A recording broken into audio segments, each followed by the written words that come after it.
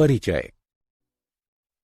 अर्चिता, क्या तुम्हें पता है कि जब हम किसी पौधे का निरीक्षण करते हैं तब हम देखते हैं कि प्रत्येक पौधे में जड़, तना और पत्तियां पाई जाती हैं। पौधे में पुष्प और फल भी होते हैं। हाँ, जड़ों के गुण, उनके प्रकार, रूपांतरण और उनके कार्यों के विषय में हम पहले ही चर्चा कर चुके हैं। अब हम तने के विषय में अध्ययन करेंगे।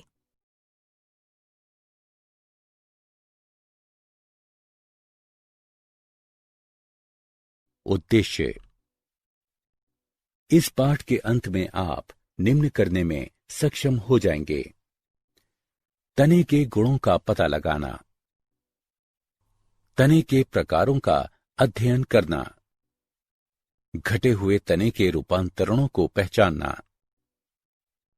तने के भूमिगत रूपांतरणों का पता लगाना, भूपृष्ठीय तने के रूपांतरणों का अध्ययन करना,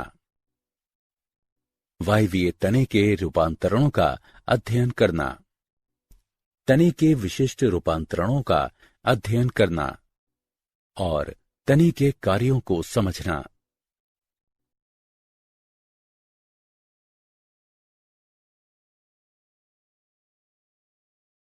तने के गुण। तना अक्ष का बढ़ता हुआ भाग है जो शाखाएं, पत्तियां, पुष्प तथा फलों को धारण करता है। जब तना शैशव अवस्था में होता है तब वो प्रायः हरा होता है तथा बाद में वो काष्ठीय तथा गहरा भूरा हो जाता है। तना संवहनी पौधे की दो मुख्य संरचनात्मक अक्षों में से एक होता है। ये अंकुरित बीज के भ्रूण के प्रांकुर से विकसित होता है। अधिकांश पौधों में तने भूमि की सतह से ऊपर स्थित होते हैं, लेकिन कुछ पौधों में तने भूमिगत भी होते हैं। तना सामान्यतः गांठ तथा पोरियों में विभक्त होता है।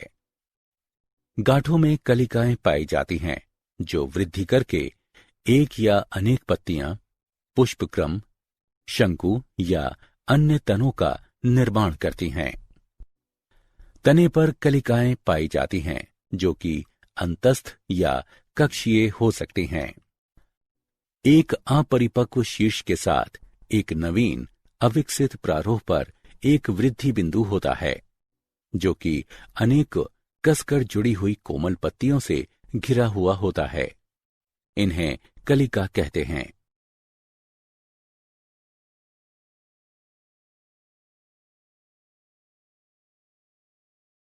तने का शाखा विन्यास। तने के मुख्य अक्ष पर शाखाओं के व्यवस्थित होने की विधि को शाखा विन्यास कहते हैं। मुख्य रूप से शाखा विन्यास दो प्रकार का होता है: पार्श्वीय शाखा विन्यास और द्विभाजी शाखा विन्यास।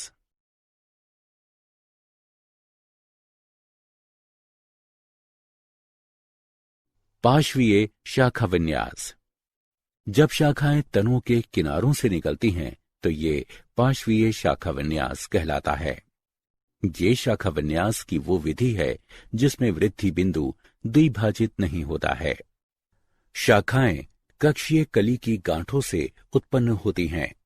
ये दो प्रकार का होता है: असीमाक्षी और ससीमाक्षी। असीमाक्षी।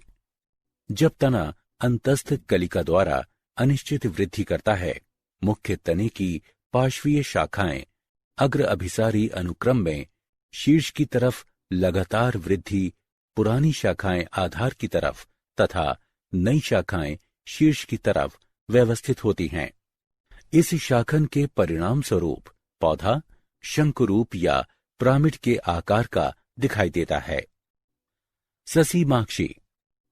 जब मुख्य तने की वृद्धि निश्चित होती है, मुख्य तना पार्श्वीय शाखा उत्पन्न करता है जो कि मुख्य शीर्ष से अधिक शीघ्रता से वृद्धि करती है। इस शाखन के परिणाम स्वरूप पौधे का विस्तार होने लगता है तथा वो गुंबद के आकार का हो जाता है। ससीमाक्षी तीन प्रकार की होती है: एक शाखी ससीमाक्षी, द्विशाखी ससीमाक्षी और बहुशाखी ससीमाक्षी। एक शाखी ससीमाक्षी। इस प्रकार के ससीमाक्षी शाखा विन्यास में एक ही समय पर केवल एक ही पार्श्वीय शाखा उत्पन्न होती है। इसे एकल शाखित के नाम से भी जाना जाता है। ये दो भिन्न प्रकारों यानी घुमावदार तथा कुटिल को दर्शाता है। उदाहरण, विटिस विनिफेरा में शाखा विन्यास कुटिल प्रकार का होता है। इसमें पार्श्वीय शाखाएं एकांतर किनारों पर विकसित होकर टेढ़ी मेढ़ी हो जाती हैं। सारका में शाखा विन्यास घुमावदार प्रकार का होता है। इसमें पार्श्वीय शाखाएं एक ही किनारे पर विकसित होकर घुमाव बनाती हैं। द्विशाखी ससीमाक्षी। जब एक ही समय पर दो पार्श्वीय शाखाएं विकसित होती हैं तो उसे द्विशाखी या द्विशाखित कहते हैं। उदाहरण, धतूरा और कैरिस्सा। बहुशाखी ससीमाक्षी। जब एक ही समय पर दो से अधिक पार्श्वीय शाखाएं विकसित होती हैं तो उसे बहुशाखी या बहुशाखित कहते हैं। उदाहरण, यूफोर्बिया और क्रोटोन बॉनप्लांडिया।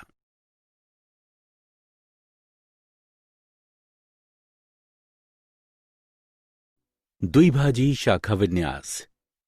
जब अंतस्थ कली कांटेदार तरीके द्वारा दो द्विशाखित शाखाओं में विभाजित हो जाती है तो इसे द्विभाजी शाखा विन्यास कहते हैं। ये सामान्यतः अपुष्पियों तथा कुछ आवृत बीजी इनमें पाया जाता है, जैसे पाइन यानी पेंडेनस, क्लिनोगाइन यानी डिकोटोमा इत्यादि।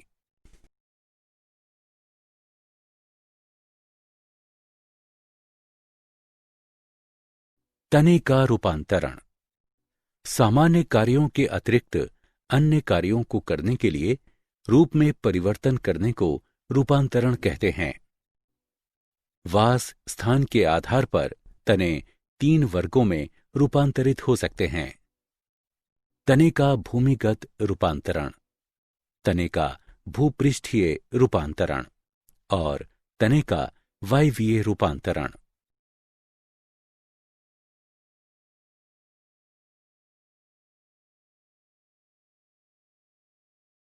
तने का भूमिगत रूपांतरण। भूमिगत तने भूमि की सतह के नीचे स्थित होने के कारण स्वयं को मौसम की प्रतिकूल परिस्थितियों तथा जंतुओं के आक्रमण से बचाते हैं तथा ये संचित भोजन के लिए भंडार गृहों की भांति तथा कायिक प्रवर्धन में सहायक हैं। इनके तने प्रकृति में भेद, गांठ तथा पोरियों की उपस्थिति, गांठों पर शल्क पत्रों की उपस्थिति, शल्क पत्र के कक्षों में कक्षीय कलिकाओं तथा एक अंतस्थ कलिका की उपस्थिति के द्वारा ज्ञात किया जा सकता है। भूमिगत तने 4 प्रकार के होते हैं: प्रकंद, कंद, शल्ककंद तथा कौर्म। प्रकंद।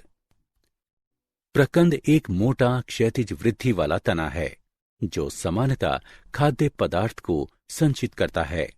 इसमें गांठ, पोरियां, शल्कपत्र, कक्षीय कलिकाएं, अपस्थानिक जड़ें तथा एक अंतस्थ कलिका पाई जाती हैं। कक्षीय कलिकाओं को ढकने वाले शल्कपत्र तने के गांठ बिंदु से निकलते हुए दिखाई देते हैं। जड़ें प्रकंद की निचली सतह से विकसित होती हैं। उदाहरण, अदरक और हल्दी। कंद। कंद भूमिगत शाखा का एक फूला हुआ सिरा है जो कि निचली पत्ती के कक्ष से उत्पन्न होता है और मृदा में बाहर की तरफ क्षैतिज वृद्धि करता है। खाद्य सामग्री यानी स्टार्च के निक्षेपण के कारण प्रत्येक कंद अनियमित आकृति का हो जाता है। प्रत्येक कंद की सतह पर पत्तियों के अनेक निशान दिखाई देते हैं। पत्तियों के ये निशान गिरे हुए शल्क पत्रों की छाप होते हैं। प्रत्येक पत्ती का ये निशान एक कक्षीय कलिका को घेरता है। कक्षीय कलिका के साथ पत्ती के निशान को आंख कहते हैं। कायिक प्रवर्धन द्वारा आलू की ये आंखें नए पौधे को उत्पन्न करने की क्षमता रखती हैं। उदाहरण आलू। शल्ककंद यानी बल्ब। शल्ककंद में तना घट जाता है तथा छोटे चक्र सा दिखता है। कई अपस्थानिक जड़ें तने की निचली सतह से उत्पन्न होती हैं। उदाहरण प्याज, अदरक। प्याज, अदरक इत्यादि के शल्ककंद में आंतरिक पत्तियां मांसल जबकि बाहरी पत्तियां सूखी हुई होती हैं। इसे संकुचित शल्ककंद इसलिए कहते हैं क्योंकि संकेंद्री पर्णधार एक पूर्ण आवरण या कंचुक बनाता है। शल्ककंद की शीर्षस्थ कली प्रारोह का निर्माण करती है। कॉर्म। कॉर्म एक सीधे यानी लंबवत तने का फूला हुआ भूमिगत आधारी भाग होता है। ये फुलाव संचयित भोजन के संचयन के कारण होता है। इसमें शल्कपत्र तथा कक्षीय कलिकाएं पाई जाती हैं। वृद्धि की अवधि के अंत में वायवीय भाग मृत हो जाते हैं। प्रतिकूल परिस्थितियों में शीर्ष के समीप एक कक्षीय कलिका एक नए प्रारोह में विकसित हो जाती है, जो कि पुराने कॉर्म में संचयित भोजन का उपयोग करती है। नया पौधा अपने आधार पर एक नए कॉर्म का निर्माण करता है। उदाहरण अरबी यानी कोलोकासिया और अमारफोफेलस।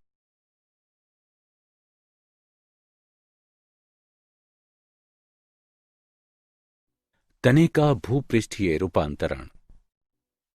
कुछ पौधों में कायिक जनन के लिए भूपृष्ठीय तने रूपांतरित हो जाते हैं।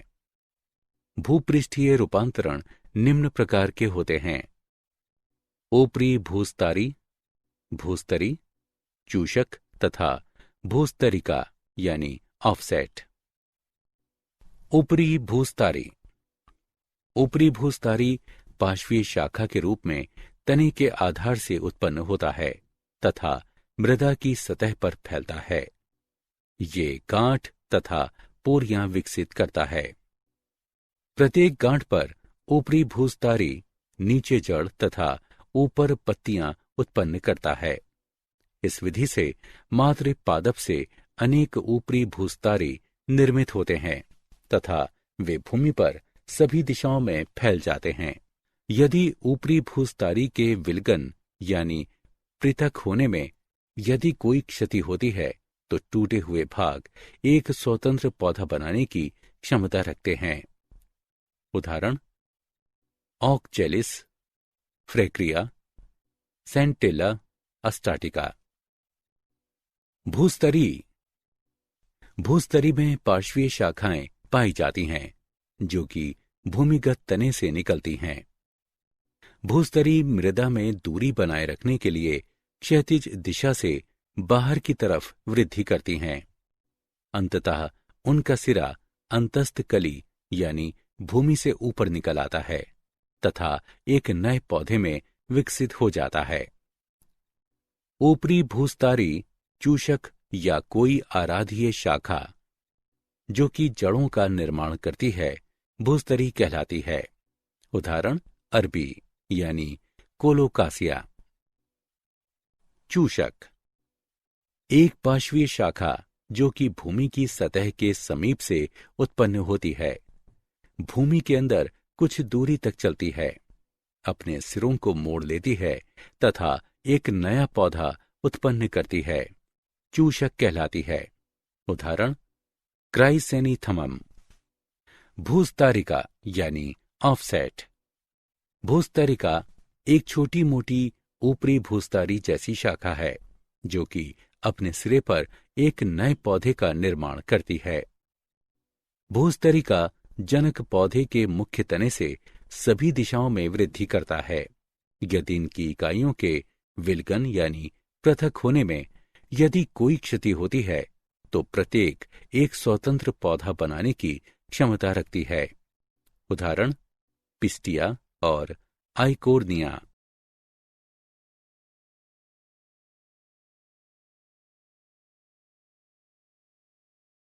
तने का वायवीय रूपांतरण। कुछ पौधों में विभिन्न विशिष्ट कार्यों को करने के लिए वायवीय तने का रूपांतरण होता है। वायवीय रूपांतरण निम्न प्रकार का होता है: फिल्लोक्लेट, क्लेडोट, तने के शूल, तने के प्रतान तथा बुलबिल। फिल्लोक्लेट। फिल्लोक्लेट अनेक पोरियोयुक्त एक चपटा तना है जो कि पत्ती की भांति कार्य करता है। नागफनी यानी ओपनशिया में तना हरे रंग की चपटी संरचना में रूपांतरित हो जाता है, जिसे फिल्लोक्लेट कहते हैं। फिल्लोक्लेट की सतह पर शूलों का गुच्छा बन जाता है। ये शूल कक्षीय कलिकाओं की रूपांतरित पत्तियां होते हैं। ये शूल न केवल पौधों की वाष्पोत्सर्जन की दर की जांच करते हैं, बल्कि शाकाहारियों से पौधों की रक्षा भी करते हैं। फिल्लोक्लेट में अलग गांठें तथा पोरियां पाई जाती हैं। उदाहरण: ओपनशिया। क्लेडोट। एक या दो पोरियों वाले फिल्लोक्लेट को क्लेडोट कहते हैं। क्लेडोट का कोई उपयुक्त उदाहरण नहीं है, क्योंकि रस्कस तथा एस्पेरेगस, जिनको अधिकतर क्लेडोट माना जाता है, वास्तव में ये क्लेडोफिल्स होते हैं। क्लेडोफिल एक चपटी पत्ती सदृश तना होता है, जो कि एक वास्तविक पत्ती समान छोटे पर्ण के शीर्ष से उत्पन्न होता है। तने के शूल। शूल एक कठोर, सीधी तथा नुकीली संरचना होती है। शूल छोटे, रूपांतरित तने होते हैं। बोगनविलिया तथा दुरंता, इनमें कक्षीय कलिका एक शूल में रूपांतरित हो जाती है। कैरिसा में अंतस्थ कलिका शूल के एक जोड़े में रूपांतरित हो जाती है। शूल कभी कभी पत्तियों, पुष्पों तथा फलों को धारण करते हैं, जैसा कि दुरंता तथा अनार में देखा गया है। शूल न केवल पौधों की वाष्पोत्सर्जन की दर की जांच करते हैं, बल्कि शाकाहारियों से पौधों की रक्षा भी करते हैं। उदाहरण: कैरिसा, दुरंता और सिट्रस। तने के प्रतान। कुछ पौधों में प्रतान तने के रूपांतरण की भांति विकसित होते हैं। साइसस क्वाड्रान गुलेरिस में अंतस्थ कलिका एक प्रतान को जन्म देती है तथा पैसीफ्लोरा में कक्षीय कलिका प्रतान में रूपांतरित हो जाती है। बुलबिल। बुलबिल एक विशिष्ट बहुकोशिकीय पादप शरीर है, जो कि जनन के लिए आवश्यक होती है। अगैव में पुष्प कलिकाएं बुलबिल में रूपांतरित हो जाती हैं। ये बुलबिल पृथक होकर मृदा के संपर्क में आ जाती हैं तथा एक नए पौधे के रूप में विकसित हो जाती हैं। डायोस्कोरिया में कक्षीय कलिका बुलबिल में विकसित हो जाती हैं। ये बुलबिल मातृ पादप से पृथक होकर एक नए स्वतंत्र पौधे के रूप में वृद्धि करता है।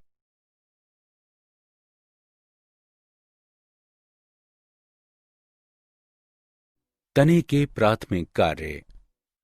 तने के कार्यों के प्रकार निम्न हैं: प्राथमिक या मुख्य कार्य, द्वितीयक या सहायक कार्य।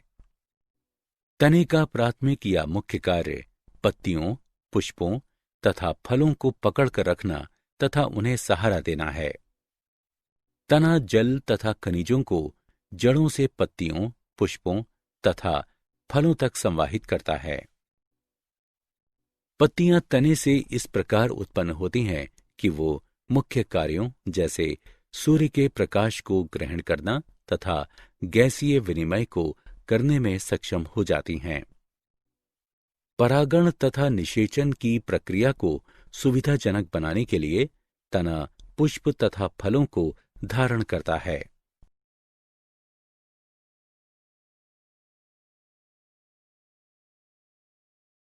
तने के द्वितीयक कार्य: सहनशीलता बढ़ाना। जिंजीबर, कुरकुमा तथा डायोप्टेरिस में भूमिगत तने पौधों को प्रतिकूल परिस्थितियों पर काबू पाने में सहायता करते हैं। भोजन का संचयन। भोजन मृदूतक यानी पेरेन्काइमा कोशिकाओं तथा भूमिगत तनों जैसे सोलेनम ट्यूब्रोसम, अरबी यानी कोलोकासिया और अदरक में संचित होता है। आरोहक की भांति तने प्रतान, हुक, कांटे आदि में रूपांतरित हो जाते हैं, जैसे कि पैसिफ्लोरा, बोगेनविलिया तथा विटिस फिनिफेरा में।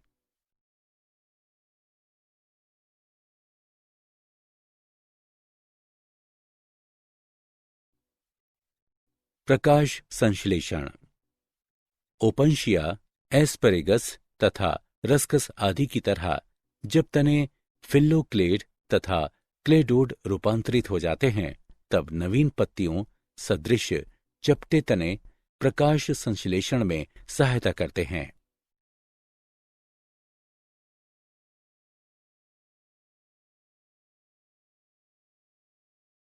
तने के द्वितीयक कार्य यानी कायिक प्रवर्धन।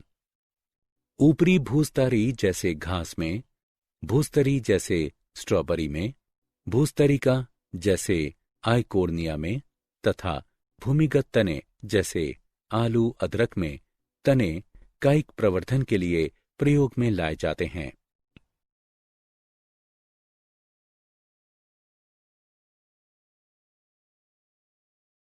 तने के द्वितीयक कार्य। चढ़ने से सुरक्षा करना। विकसित कांटों द्वारा तने पौधों को चढ़ने से बचाते हैं।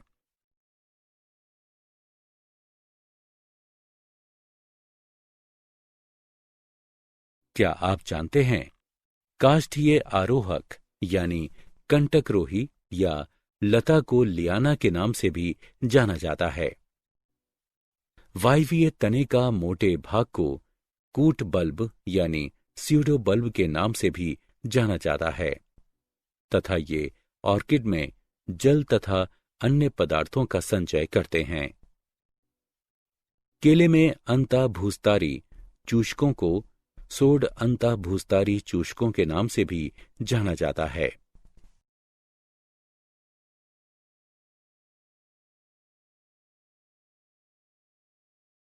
सारांश। आइए हमने जो कुछ सीखा है उसे संक्षेप में दोहराएं। प्रारोह तंत्र तने, पत्तियों, पुष्पों तथा फलों में विभक्त होता है। तने के मूलभूत आकारिकी लक्षणों के अंतर्गत गांठों तथा पोरियों, बहुकोशिकीय रोम की उपस्थिति शामिल है। तना धनात्मक प्रकाशा अनुवर्तक होता है। विभिन्न कार्यों जैसे भोजन का संचय, कायिक प्रवर्धन तथा सुरक्षा को करने के लिए तना रूपांतरित हो जाता है।